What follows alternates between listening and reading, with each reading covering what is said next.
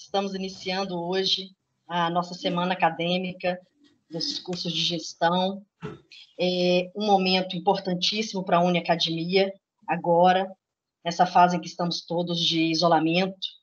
Importante demais que nós possamos estar trocando olhares, trocando opiniões, trocando conhecimento sobre tudo. E hoje, ninguém melhor do que a nossa estimada, nossa querida deputada, professora, amiga, parceira, Margarida Salomão, que veio mais uma vez nos abraçar, veio mais uma vez trazer para a gente não só todos os seus conhecimentos e experiências, como também olhares para nos ajudar a repensar, a rever tudo isso que nós estamos vivendo. Quero apresentar a professora Margarida, ela é deputada federal pelo PT de Minas Gerais, é pesquisadora e professora universitária, graduada em letras pela Universidade Federal de Juiz de Fora, UFJF, mestre, doutora e pós-doutora em linguística pela Universidade de Berkeley, Estados Unidos, foi reitora da Universidade Federal de Juiz de Fora por 2 mandatos consecutivos, entre 1998 e 2006, é deputada federal desde janeiro de 2013, eleita em 2018, com 89.378 votos, bem votados, entre eles o meu, junto com o deputado estadual Betão Cupolino, protocolou representação junto ao Ministério Público de Minas Gerais, requerendo ampliação dos leitos clínicos e de UTIs para a Zona da Mata. É uma das autoras do pedido de impeachment do general Heleno por ameaçar o Estado Democrático de Direito, que já foi encaminhada para a Procuradoria-Geral da República. Autora, junto com a deputada federal Talíria Perrone, do PL, 1509/2020, que suspende por 120 dias a exigência de tributos federais de instituições de ensino privadas que não aplicarem aos estudantes sanções por inadimplência, como multas e juros, etc. Os efeitos da PL também abrangem as escolas e faculdades que não cancelarem bolsas e descontos de mensalidades. Portanto, hoje nós temos o prazer de receber a deputada para falar um pouco para a gente, falar muito para a gente, sobre o tema educação, política e isolamento social. Margarida, muito obrigada mais uma vez e seja bem-vinda à nossa semana acadêmica. Muito obrigada, Luciana. Um prazer enorme revê-la, assim como também rever ao Tiago. Quero agradecer ao Vitor, que, embora não estando presente nesse momento, quando eu cheguei aí a essa área de convivência remota, mas não por isso menos calorosa, e eu quero agradecer a vocês as palavras muito gentis e muito generosas dessa nossa apresentação, agradecer ao Tiago também, cumprimentar ao César, agora a Uniacademia, é uma grande vitória que, nessa altura, nós tenhamos o reforço dessa instituição de educação superior, uma das mais tradicionais da nossa cidade e da nossa região. Então, fico muito feliz que a entidade, que a instituição venha a se consolidar e, efetivamente, é uma honra para mim participar dessa atividade do curso de administração. Como bem lembrou o Tiago, é um curso ainda mais antigo do que o da própria Universidade Federal de Juiz de Fora. Já tenho estado aí em outras ocasiões participando de eventos, de cursos, e para mim, portanto, é uma alegria retornar a esse espaço falando de um tema tão importante nesse momento quanto educação, política e isolamento social e como que essas coisas se cruzam nesse momento.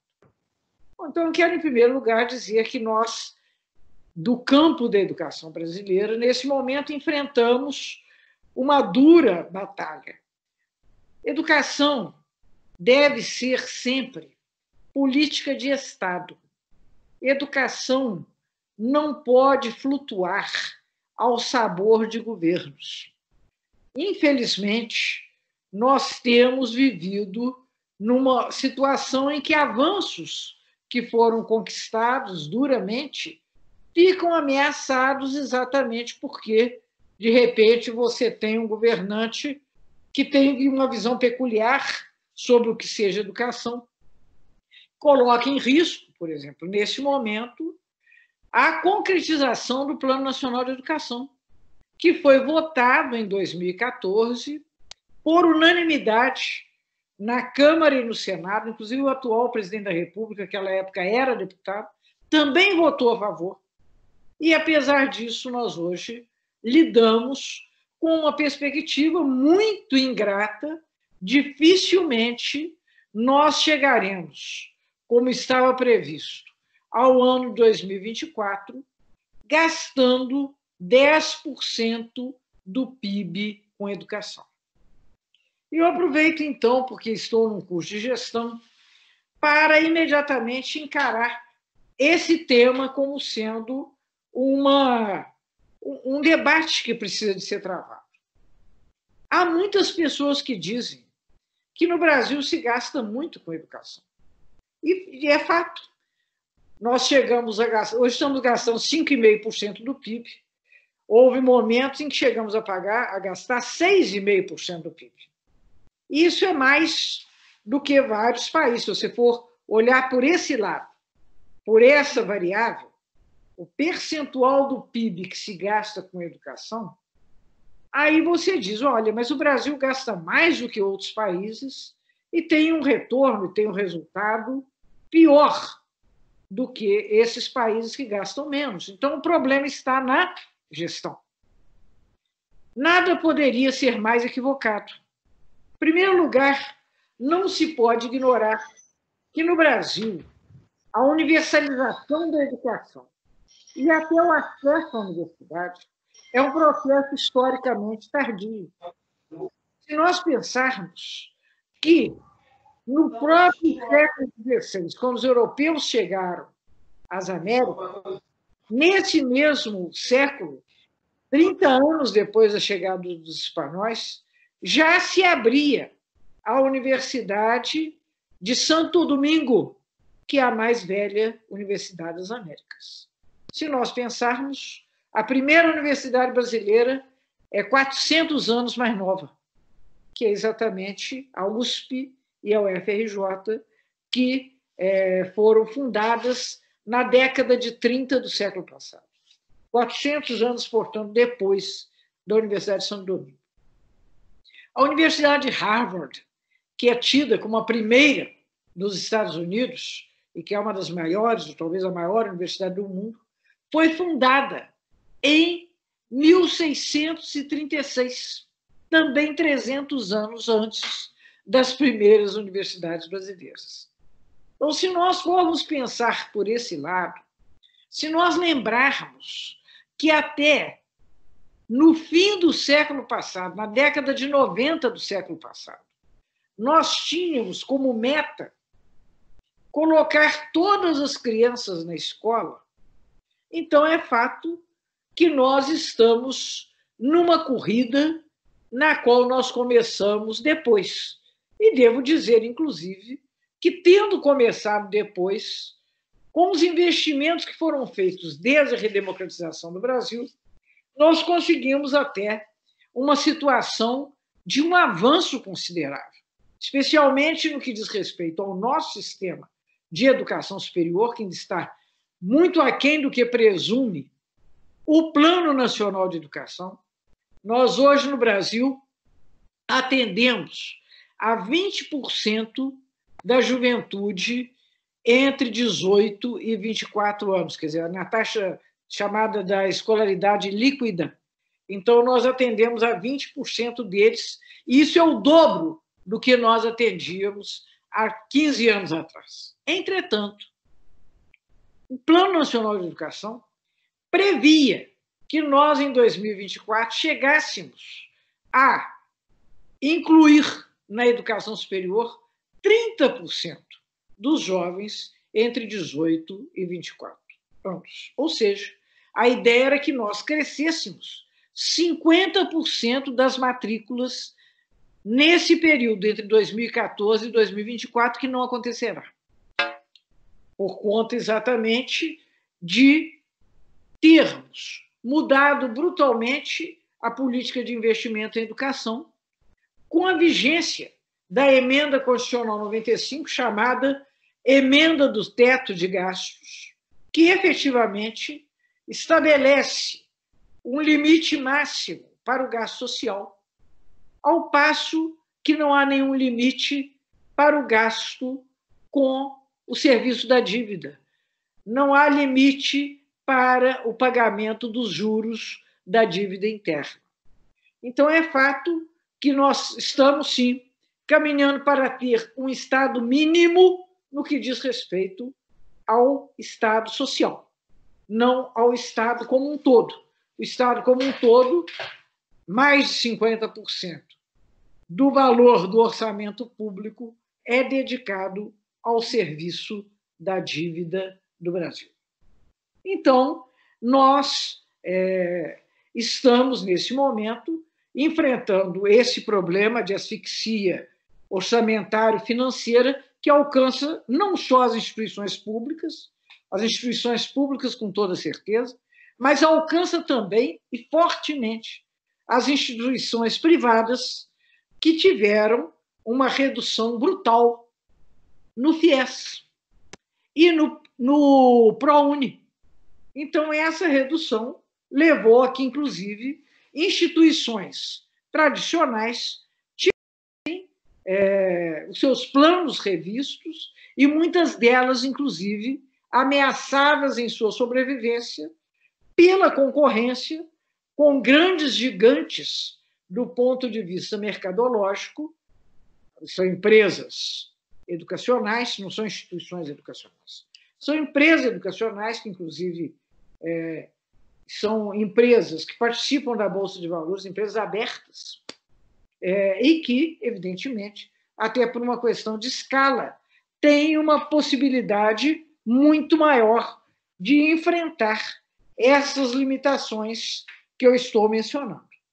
A par disso, nesse momento na educação brasileira, você vive outras questões, porque o atual governo brasileiro escolheu a educação como área para travar uma guerra cultural contra a educação e contra a cultura, por força de cultivar valores obscurantistas, valores antimodernos, que, por conta disso, depreciam o caráter laico e democrático da educação, tal como é previsto, inclusive, na Constituição brasileira.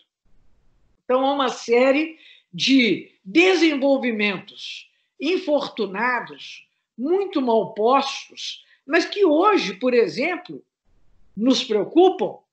A demolição da Fundação Palmares, que passa ela própria, que seria a guardiã do legado da cultura afro-brasileira, ela passa por um processo de ofensividade a essa cultura, uma posição claramente racista, que foi, inclusive, na semana passada, condenada pela justiça brasileira, porque não cabe mais no Brasil guerra racial como uma forma de guerra cultural. Eu escutei o atual ministro da Educação, que é uma figura lamentável, talvez o pior ministro da Educação da história do Brasil, dizer, numa reunião de ministério que veio a público e que foi divulgada por todos os meios de comunicação, que ele tinha horror de falar em povos indígenas, demonstrando nisso a sua profunda e preocupante ignorância. Profunda e preocupante por quê? Porque é fato que haja povos indígenas. Ele disse, não, mas só o povo brasileiro. Não. Os indígenas são cidadãos brasileiros. E isso é o que lhes garante a Constituição. A Constituição lhes garante também o direito à sua própria língua, à sua cultura, à sua sociabilidade, às formas que preferem para garantir o seu sustento. Então, quando você vê um ministro da Educação falar uma coisa como essa, aí você vê que o nosso atraso histórico, nesse momento, ele ainda se torna mais agudo com esse tsunami de ignorância que naturalmente nos preocupa, nos prejudica a todos.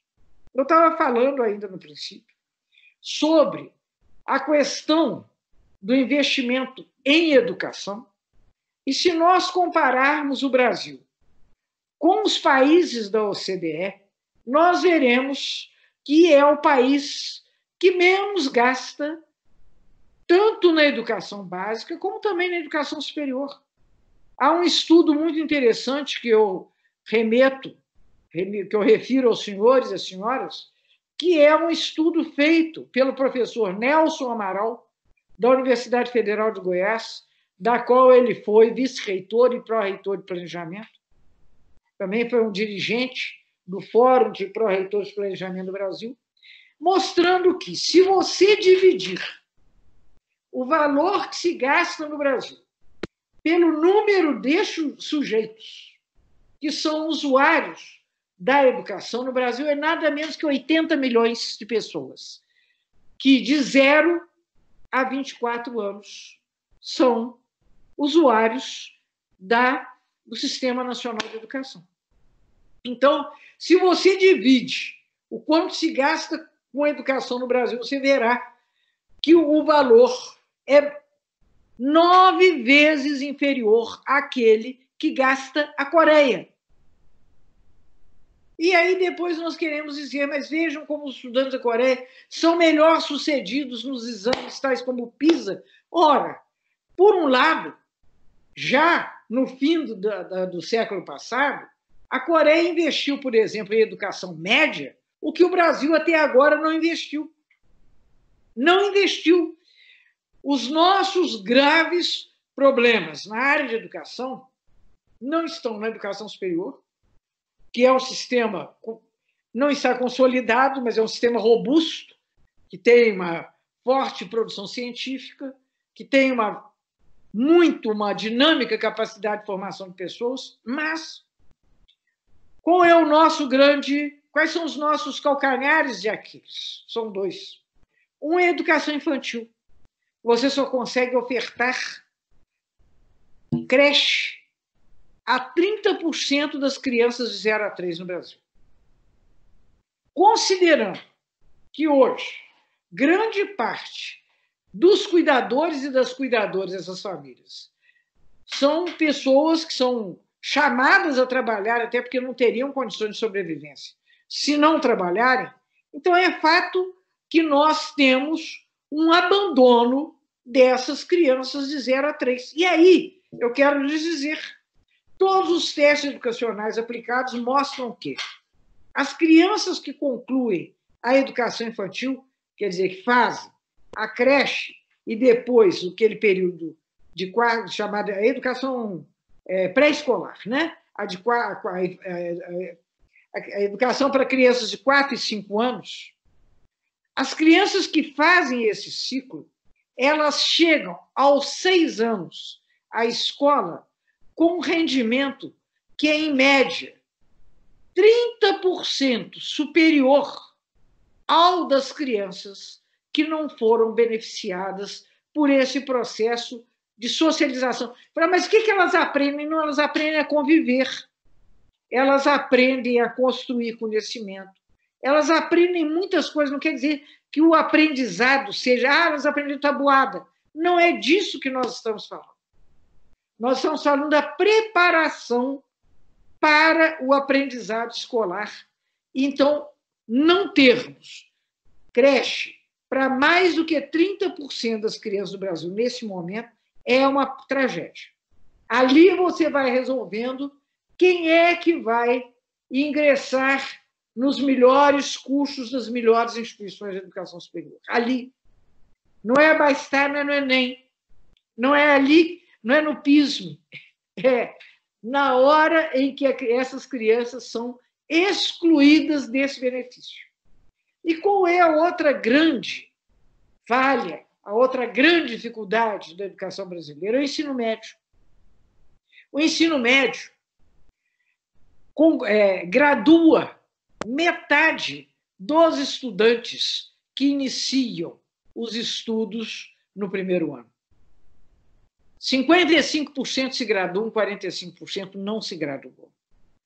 Não se graduam e não adquirem nem condições de continuar os seus estudos e nem de ingressar de uma forma mais favorável no trabalho. Nós até tínhamos um programa que era o Pronatec, que era exatamente um programa que tinha como finalidade preparar esses jovens e essas jovens para o trabalho. Eu quero lhes dizer ainda mais uma coisa, que a maioria daqueles que não se graduam, que abandonam a escola, são meninos. As meninas ficam, porque elas não são bobas. Elas sabem que a vida é dura. Então, elas ficam, porque elas sabem que a educação ainda é uma chance que elas terão de ganhar um pouco melhor, as melhores oportunidades de trabalhar, as melhores oportunidades de se colocar na vida social. Mas os meninos saem. E aí você tem milhões de brasileiros, jovens brasileiros, que hoje são aquilo que se chama de nem estudam, nem trabalham. E, naturalmente, acabam sendo vítimas de processos de socialização que não lhes dá nenhuma perspectiva melhor na vida. Então, é uma coisa que nós temos que considerar, é uma prioridade hoje para a educação brasileira resolver esse problema do ensino médio.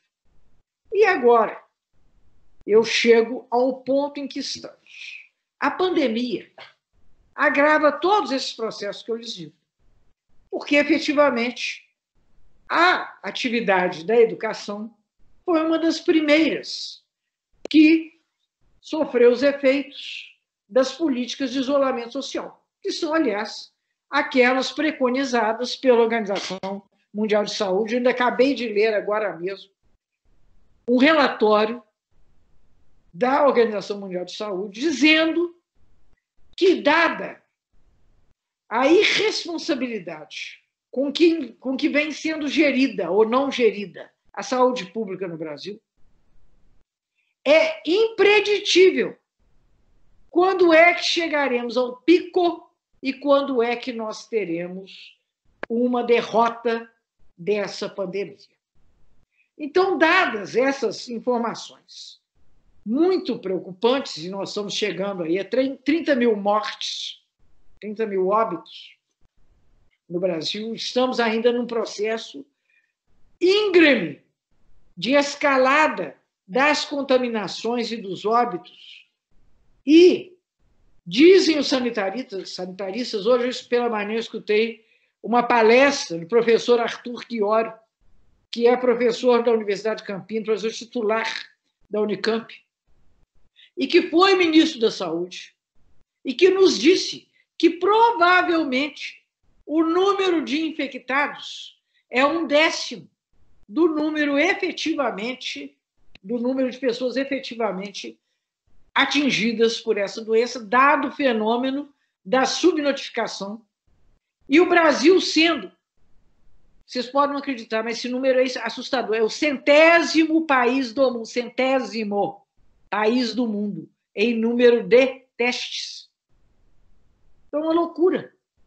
Nós estamos numa situação muito complicada, grave, e, claro, isso alcança diretamente a educação. Alcança a educação infantil, porque há situações, por exemplo, mas nós podemos pensar em alternativas não presenciais. Para a creche não tem jeito, né, gente? Para a educação infantil não tem jeito. Para as primeiras séries da educação fundamental também não tem jeito. Você pode até fazer algum exercício, estou dizendo, as crianças de classe média, que têm acesso a computadores, que têm smartphones, que têm tablets, que têm uma boa internet na sua casa, ainda assim, nós sabemos que o processo da educação é, em grande parte, um processo do convívio. Não só convívio com a professora, com o professor, convívio dos coleguinhas. Porque a criança vai para a escola, ela vai aprender a conviver. Ela vai aprender como é que ela negocia, como é que ela convence, como é que ela conquista, como é que ela perde. Isso a criança remotamente não aprendeu. Não há compensação suficiente. Claro que na educação superior você pode ter, até porque você vai estar lidando com adultos ou com jovens que já são pessoas muito mais amadurecidas, você poderá ter um processo de educação não presencial que não deve, entretanto, nesse momento, ser tratado como quebra-galho. Não podemos banalizar ou aligeirar as abordagens que agora não podemos fazer presencialmente. Lógico que toda educação de nível mais elevado presume, sim, uma educação remota. Quando não tinha internet, tinha livro, tinha biblioteca. As pessoas aprendiam, não só com seus professores, mas também com os autores que liam. Agora, você tem iPod, você tem vídeos, você tem aulas não presenciais, tudo isso você tem. Isso tem que ser construído, certo? Construído, inclusive, com a participação dos alunos. Não há como jogar em cima, temos aqui essa plataforma. Ah, que bom. Isso ajuda, mas não resolve. Não, nós todos que estamos aqui, vários de nós somos professores, sabemos que o processo da convivência, da troca de ideias, do desenvolvimento de um projeto, é mais do que pura e simplesmente a apresentação de conteúdo. A apresentação de conteúdo, claro que é importante, mas não será só isso que vai fazer a aprendizagem ou que vai garantir a educação. Então, eu acho que nós todos estamos desafiados a pensar agora como que vai ser daqui a 2 meses, porque vamos imaginar que em agosto nós tenhamos um relaxamento que nos permita pensar numa nova normalidade. Bom, é nova mesmo, porque eu quero lhe dizer que aquelas classes com 50 meninos dentro de sala não vai ter. Não vai ter. E o que nós vamos fazer? Isso eu estou dizendo para a educação pública, para a educação média, para a escola fundamental, mas na universidade também. Você tem aquelas grandes aulas, conferências, você bota 100 pessoas no anfiteatro. Acabou isso. Isso acabou. Então, nós vamos ter que pensar. E é claro que também não tem mesmo.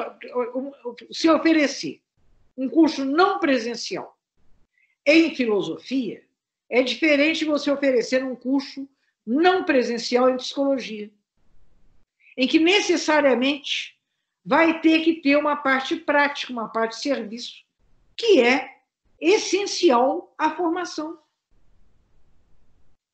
Como é que você vai dar aula de física sem laboratório?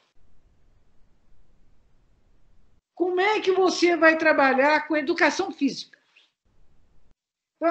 O fato é que não há uma solução uniforme, genérica, uma solução padronizada para todas essas coisas. Vocês que são da gestão, esse é o desafio. Cada situação vai ter que ser equacionada considerando as suas especificidades. Eu não tenho nenhuma dúvida a esse respeito. Se eu estivesse agora na reitoria da Universidade Federal de Juiz de Fora, eu estaria desencadeando um enorme processo de debate com os estudantes, com os professores, evidentemente, com os trabalhadores em educação, para que nós consigamos juntos descobrir qual será a saída para esse enorme impasse em que nos encontramos. A pandemia não é uma coisa que nós tenhamos escolhido viver, mas também não é uma coisa que nós possamos ignorar. Não é uma gripezinha. É uma situação muito grave. Enquanto não houver vacina, e agora mesmo eu estava numa live com o ex-ministro Alexandre Padilha, que é infectologista, é professor universitário de infectologia, e ele disse, na melhor das hipóteses, nós teremos vacina ano que vem. Então, isso significa que, enquanto não tivermos vacina, nós não vamos poder lidar da forma aglomerada com que se travava, com que lidávamos na educação, que você lidava com classes sempre com muitas pessoas. Eu, professor da Universidade Federal, olho para mim da aula para a parede, isso era a vida inteira. Isso não vai ter mais jeito, pelo menos não nesse momento. Então, nós vamos ter que pensar quais serão os processos em que nós venhamos a garantir a qualidade da educação e de que maneira que nós venhamos a garantir também o direito das pessoas à educação, mas sem esse aligeiramento, sem faz de conta. Eu quero dizer a você o seguinte, eu vi agora o governo de Minas anunciar teleaulas pela TV Minas. Tudo bem. Telecurso segundo grau, por que não? Por que não ter aulas pela televisão, pela Rede Minas? Só quero dizer a você o seguinte, o estado de Minas tem 853 municípios, dos quais 186, se eu não me engano, 186 pegam o sinal da Teleminas, da Rede Minas. Então, quer dizer, teleaulas ótimos para os estudantes que moram nos municípios, que pegam o sinal. E os outros? Então, não tem solução fácil, gente. Não tem solução fácil. Tem solução, mas vai exigir que nós, com desprendimento, com inteligência e de uma forma colaborativa, venhamos a construir uma solução para uma situação inédita. Uma solução inédita. Nessa geração, eu penso que é a pior crise que o país atravessa em 100 anos, que juntou tudo. A crise sanitária, tá certo que nós voltamos ao tempo da espanhola, da febre amarela, sem vacina. Sem vacina. Tá? Então, voltamos a esse tempo de uma crise sanitária aguda, temos uma crise econômica que já precedia a pandemia, não nos esqueçamos que o crescimento econômico do ano passado foi 1,1%, PIBinho. E agora devemos despencar pelo menos uns 7% da atual riqueza nacional. Então, temos uma crise sanitária, uma gravíssima crise econômica. Infelizmente, não temos encontrado soluções que encaminhem alguma solução para a gravíssima crise social, que é a companheira da crise sanitária e da crise econômica.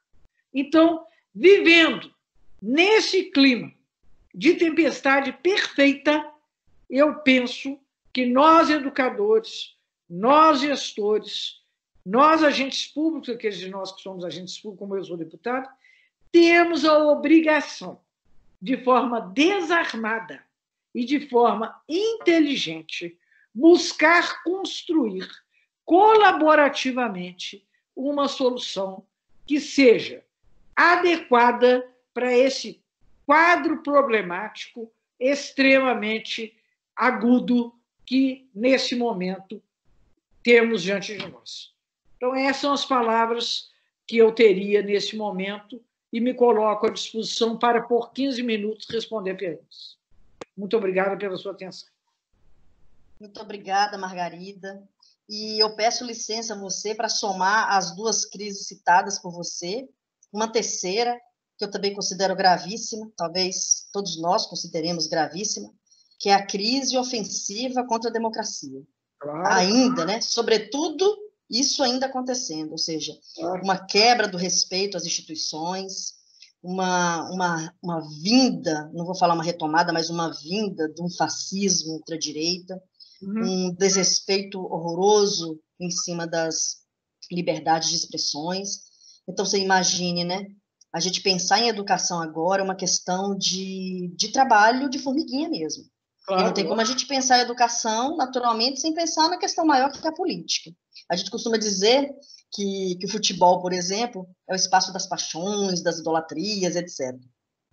Que a política é o espaço da razão. Então, qual que seria o espaço da educação? O espaço da educação tem que ser o espaço da ação. E não há espaço para ação sem a política envolvida. claro. Eu penso que, nesse momento gravíssimo, é o momento realmente de repensarmos, refletirmos em conjunto, e vocês, especialmente, que são gestores públicos, né, são funcionários públicos, escolhidos democraticamente por nós, têm um papel muito difícil, muito árduo, nessas 3 crises que realmente, olha, vai exigir muito da gente. Já está exigindo, né, Margarida? Já está Claro, exigindo. claro. Eu vou abrir uma pergunta aqui que é da Laís, que ela escreveu no chat assim: diante desse cenário que a Margarida narrou em relação à educação e à pandemia, fica claro que estamos completamente à deriva e não há uma iniciativa de planejamento da administração pública para uma saída racional dessa pandemia. Gostaria de perguntar a ela se existe alguma iniciativa no Congresso que esteja pensando o cenário educacional pós-pandemia. Ô, Laís, boa noite. Queria dizer a você o seguinte: neste momento, a principal pauta legislativa com relação à educação é a votação do Fundeb. Porque se nós não votarmos o Fundeb, nós estaremos comprometendo gravemente o financiamento da educação básica no Brasil. Certo? Hoje, o que financia, o que paga o piso nacional do magistério, o que garante que escolas muito pobres, de cidades com muito menos recursos que a Juiz de Fora, que nós tenhamos uma educação minimamente adequada exatamente à disposição desses recursos que estão sob risco de se extinguirem, porque o fundo tinha um prazo de duração que o prazo de duração sendo o dezembro desse ano. Então, nesse momento, nós estamos profundamente comprometidos, e eu convoco todos vocês, não apenas convido, mas convoco a participar dessa grande mobilização que seja pelas redes, voto Fundeb, que o Rodrigo Maia vote ou coloque em votação o relatório que a professora Dorinha preparou. Isso é importante porque é uma emenda à Constituição. Então, você tem que ter 2 votações na Câmara e 2 votações no Senado. Não é uma coisa trivial. Então, isso é, digamos, a urgência urgentíssima. A par disso, eu quero dizer que vários de nós somos da Comissão de Educação da Câmara, estamos pensando em um marco para a educação não presencial. Já existe um marco para a educação à distância, mas isso é diferente. Nós não estamos falando de educação à distância nesse momento. Nós estamos falando, inclusive, das soluções não presenciais para os cursos presenciais. Então, nós precisamos de parâmetros para que não aconteça que uma cidade faça de um jeito, outra cidade faça de outro jeito, o estado tal faça assim, o estado qual faça de forma completamente diferente, mesmo que haja, como eu já disse, uma adaptação e especificidade, você tem que satisfazer pelo menos alguns requisitos mínimos que garantam a educação, que garantam a participação, o envolvimento das pessoas. Em Minas, você está tendo uma ação da Secretaria de Estado que a mim me parece equivocada, por conta do que eu acabei de dizer. Vamos recorrer às teleaulas. Nada contra as teleaulas, mas tendo clareza de que elas são um recurso insuficiente. Claro que eu posso oferecer teleaulas até sem pandemia. Eu poderia ter tido teleaulas, mas na medida em que o sinal da Rede Minas é tão reduzido na sua abrangência, é lógico que eu não vou resolver o problema do ano letivo dessa forma. Então, eu acho que isso não é uma tarefa apenas dos governos. Eu acho que os governos têm que ser pressionados pela sociedade, pelos pais, pelos professores, trabalhadores em educação, de tal modo que nós consigamos encaminhar uma solução construída, como eu já disse, de uma forma democrática, mas que atenda às necessidades, que não pode falar isso. Você não pode falar para os meninos, esse ano não vale, esse ano não vai ter, porque é um ano da vida deles. Como é que vai ser? Não é verdade? Vamos fazer de conta que esse ano não valeu. Mas valeu. Perdão. Então é isso, Laís, que eu acho, tá? Com relação a essa pergunta. Chegou para mim aqui uma pergunta do Humberto. Humberto fez uma inscrição, só que não veio para o chat. Vou fazer a primeira pergunta do Tiago e depois eu faço do Humberto, tá bom, Margarida? A gente fecha. Não, claro.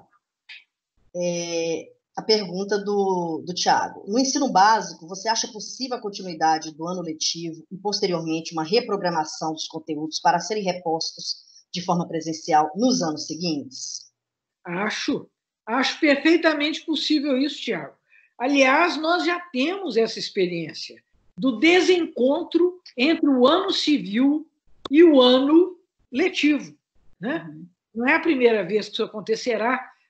Nas universidades isso acontece sempre. Quando você tem greve, você reprograma. Às vezes o ano acaba em fevereiro. Então é lógico que isso é possível de ser feito. O que eu acho que é aflitivo é nós não termos algum tipo de processo que seja, que mesmo que nós retornemos, digamos, no segundo semestre, é o que eu estou dizendo, nós vamos retornar em condições diferentes daquelas que prevaleciam antes. Eu não posso chegar e falar assim, agosto é o novo março, tá certo? Não é, porque não será. Não será por conta, inclusive, da prevalência desse cenário da pandemia. Então, eu acho que nós temos agora que começar a pensar o que nós faremos em agosto. É isso que eu acho. Mas é claro que é possível reprogramar as atividades, os conteúdos em desarmonia o ano civil com o ano letivo. Perfeito, Margarida. Humberto não conseguiu enviar a pergunta dele. Eu gostaria de saber se tem algum aluno que gostaria de fazer pergunta por áudio, ou se já conseguiu ou consegue escrever a pergunta no chat. Tem alguém que gostaria de fazer mais alguma colocação, mais alguma pergunta, algum comentário sobre a fala da Margarida? A Laís voltou, Margarida, e eu vou ler a fala dela. Ainda que saia um pouco do tema, já que a senhora nos convocou para que façamos pressão e participemos das pautas importantes que estão sendo votadas, gostaria de perguntar, qual a melhor maneira de influenciarmos nas votações? Aquelas votações no site do Congresso são eficazes? Chegam até os parlamentares? Eu acho que certamente o trabalho, a discussão mesmo não presencial que está sendo feita nas redes, claro que isso repercute profundamente em termos políticos, não tem nenhuma dúvida. Veja o Adi Enem. O Adi Enem foi um grande movimento feito na sociedade e que acabou levando no Senado a uma votação de 56-1. Somente o Flávio Bolsonaro votou contra o adiamento do Enem. Todos os deputados, e a votação na Câmara teria o mesmo placar.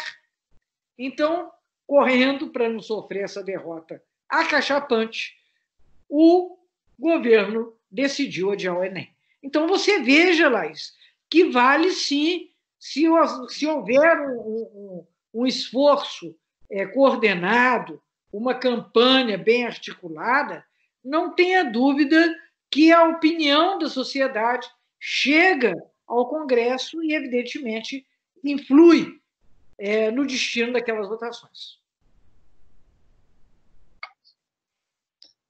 Muito bom. O Humberto conseguiu ligar o microfone dele. Vamos para a última pergunta, então, da noite? Pode ser, Margarida? Pode ser a última. Vamos lá, Humberto. Fique à vontade. Minha amiga, está conseguindo me escutar? Porque a conexão não está muito boa. Estou ouvindo, sim. Pode falar. Primeiramente, parabéns à instituição pelo evento. Gostaria de parabenizar a senhora, deputada Margarida Salomão. A fala foi muito esclarecedora, parabéns. Muito E obrigado. parabéns também, minha amiga Luciana. Deputada, eu passei agora por uma dificuldade de poder enviar a pergunta e fazer conexão, porque Ah, nós temos observado que, por causa da pandemia, o congestionamento da rede está muito grande. uhum. E observamos que a nossa realidade, em que pese ter saído um estudo recente agora, falando que no Brasil aproximadamente 134 milhões de brasileiros acessam a internet, a pandemia nos mostrou que nós não estamos tecnologicamente e logisticamente preparados, principalmente os órgãos públicos, para lidar com o teletrabalho. Claro. Observamos isso com a educação, igualzinho em Minas Gerais. A OMS declarou a pandemia no dia 11 de março e só 11 de maio, 2 meses depois, que o Estado começou a liberar as aulas online para os alunos. Então, foram 2 meses de atraso. Eu sei que as dificuldades, as mazelas são muito grandes por ser um país de imensidão continental, mas eu queria perguntar uma coisa para a senhora que é mais conjecturando, é mais uma perspectiva para o futuro. Se existe algum debate, ou se já teve alguma discussão, ou alguma proposta na Câmara, desculpa, no Congresso Nacional, de trabalhar esta questão da tecnologia de informação, de tal forma que possibilite a internet ampliar os horizontes de pessoas que nós podemos ter hoje atendidas pela internet. Temos milhões de brasileiros ainda, infelizmente, que não têm acesso à internet. A senhora mesmo falou que a transmissão pela TV, eu acho que é TV Minas, se eu não me recordo, não vai Rede chegar na Rede Minas, não é isso? Minas. Não vai chegar a todo mundo. Então, infelizmente, nós temos ainda pessoas que não vão ser atingidas. Isso. E eu lembro que que o atual governo federal, falou muito no início do seu mandato que queria implementar a educação à distância no Brasil. Implementar a educação à distância, trabalhar a educação à distância, curso superior à distância. Eu concordo com a senhora que a educação ela não existe, principalmente sem interação. E essa interação é aquele debate olho no olho.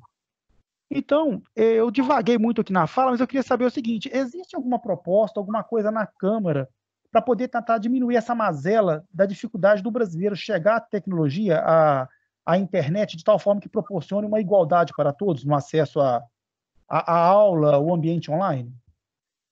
Humberto, há muitas alternativas para isso, mas para isso você precisa ter uma conjuntura política em que se priorize o direito democrático do acesso à informação. A internet hoje é uma coisa igual a eletricidade, igual o Lula teve que fazer luz para todos, nós precisamos de internet para todos. Que é fato que 136 milhões, ou até mais, 136 milhões de brasileiros têm telefone celular. Entretanto, ter telefone celular não quer dizer que você tem uma boa internet. Boa parte das pessoas tem telefone, mas elas precisam do Wi-Fi. O Wi-Fi da escola, o Wi-Fi do trabalho. Às vezes o Wi-Fi na casa delas é uma internet mais barata e, por isso mesmo, de menor velocidade. E há áreas do Brasil, o norte do Brasil particularmente, o centro-oeste, que não são cobertas. Então, nós precisaríamos, sim, de fazer um grande investimento. Eu tenho uma proposta, eu mesmo, que é de que as teles, eu não sei se vocês têm ideia, do quanto que as teles, as empresas que Oi, Telefônica, Vivo,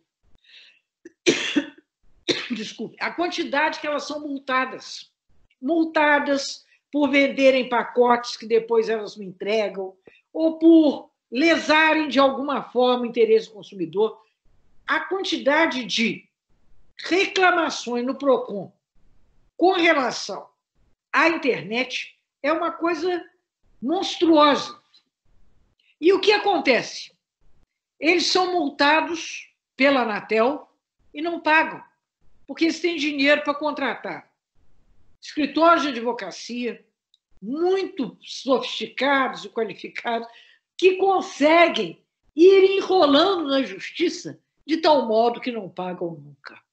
Eu já fiz essa proposta de transformar o quanto devem, que é muito, em investimento, em infraestrutura, para que chegue a internet a todo lugar do Brasil em condições de velocidade decente.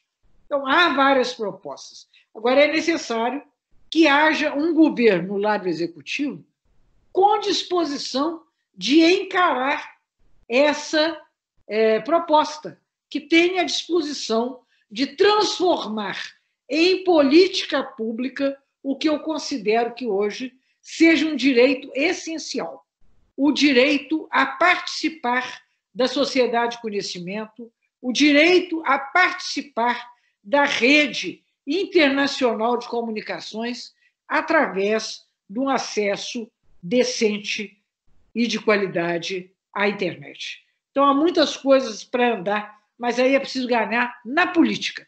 Se não ganhar na política, não adianta, porque nós, infelizmente, continuaremos enfrentando problemas que poderiam ser resolvidos de forma mais simples.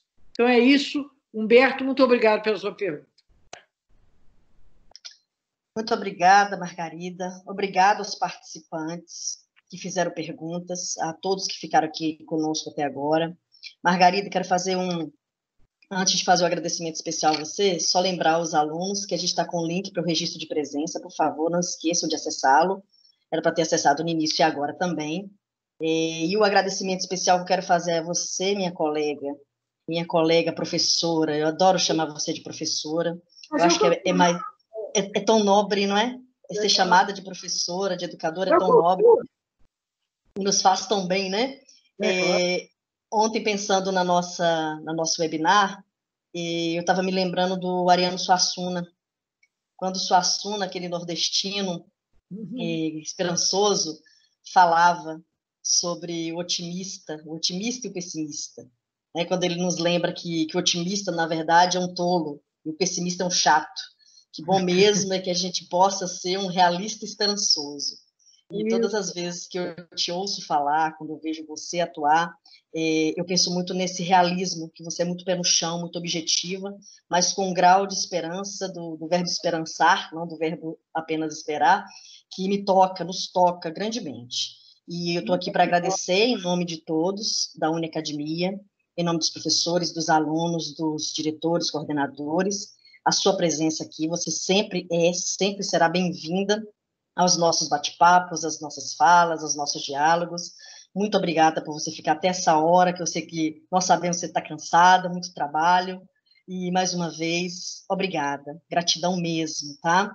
Nada, eu que agradeço. Uma honra para mim ter estado aí com vocês. Você sabe que eu também gosto muito de você. Então, você, o Tiago, esses são convites irrecusáveis. Tá certo? Muito obrigada. Muito obrigada aí pela alusão ao Ariano Suassuna, que é um grande autor, um grande intelectual brasileiro. Muito obrigada, uma boa noite a todos. Obrigado, boa noite, Margarida. Obrigado, Luciano. Um abraço. Obrigada, gente. Um abraço.